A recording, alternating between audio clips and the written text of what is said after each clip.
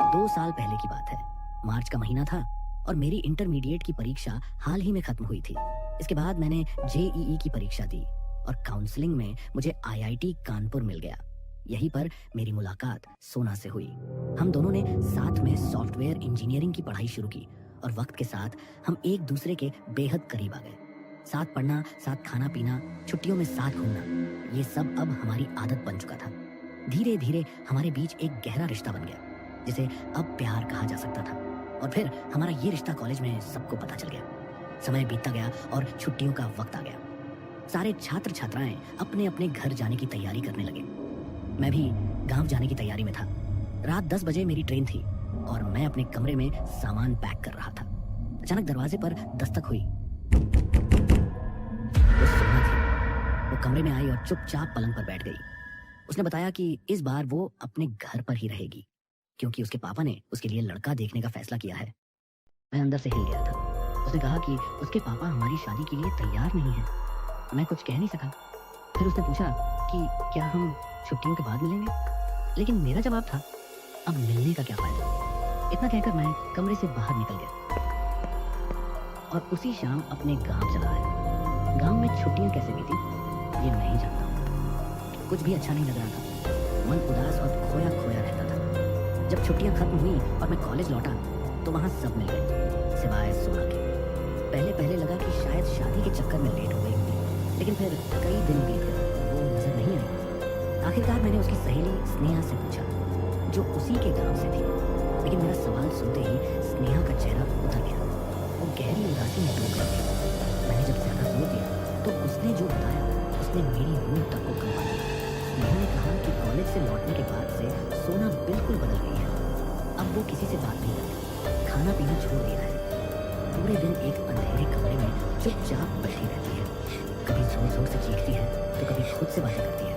कभी हंसती है, कभी रोती है, कभी कहती है वो मुझे मार देगा, वो किसी को नहीं छोड़ेगा, और कभी कभी हवा में उल्टी लटक जाती है।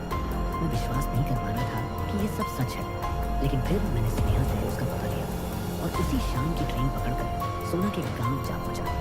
वहां उसके माता पिता से मुलाकात हुई। मुझे देखकर उसके पापा की आंखों में आंसू आ गए। उन्होंने बताया कि जब से सोना लौटी है वो वैसी ही है जैसी स्नेहा ने बताई थी। मैंने देखा कि सोना को गांव से दूर एक पुराने उजाड़ खंडहर जैसे कमरे में रखा गया था। वहां न कोई पड़ोस था, न कोई आवाज। मैंने उसके पापा से पूछा कि उसे ऐसे वीराने में क्यों रखा गया है। उन्होंने दुखी स्वर में कहा कि रात को सोना की हालत और भी खराब हो जाती है। वो बहुत डरावनी आवाजों में चीखती है, इसलिए गांव वालों ने कहा कि उसे दूर ही रखा जाए। तब मैंने मन ही मन सोचा कि शायद ये कोई सामान्य बीमारी नहीं है, शायद ये कोई साया है। रात में मैं अपने कमरे में बैठा सोच रहा था कि आखिर मैं क्या करूं जिससे सोना ठीक हो जाए। मैं सोच ही रहा था कि खिड़की से बाहर झांका। ठंडी हवा चल रही थी, आसमान में तारे थे और चारों ओर एक अजीब सन्नाटा पसरा हुआ था। अचानक मेरी नजर दूर श्मशान की ओर गई। वहां एक हवन कुंड में आग जल रही थी। पास ही तंत्र मंत्र का सामान पड़ा था और एक तांत्रिक बार बार आहुति दे रहा था। मैं चौंक गया। वहां एक खोपड़ी पर सिंदूर लगाया जा रहा था। मुझे यकीन हो गया ये कोई आम आदमी नहीं बल्कि कोई काली विद्या जानने वाला है। मैं उसी वक्त तांत्रिक के पास पहुंचा। वो जोर जोर से मंत्र पढ़ रहा था।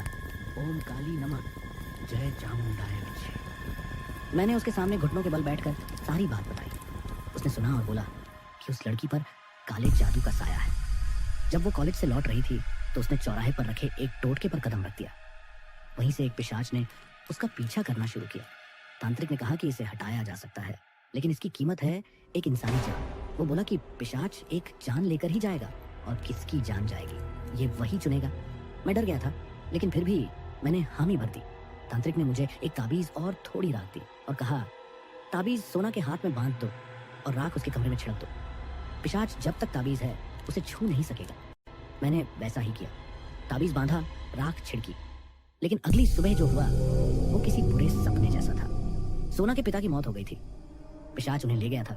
मैं अंदर से टूट चुका था, लेकिन सोना की जान बची थी। यही सुकून था। मैं सोना को फिर से कॉलेज ले आया, लेकिन अब वो पहले जैसी नहीं रही। वो हर समय चुप रहती थी, एकटक किसी और देखती रहती। मैंने सोचा कि ये उसके पिता के शोक का असर है, लेकिन एक रात जब मैं पानी पीने उठा तो मेरी नजर सोना पर पड़ी। उसका शरीर हवा में लटक रहा था और उसके मुंह से एक डरावनी गूंजती आवाज आई। मैं वापस आ गया, अब तुम्हारी बारी।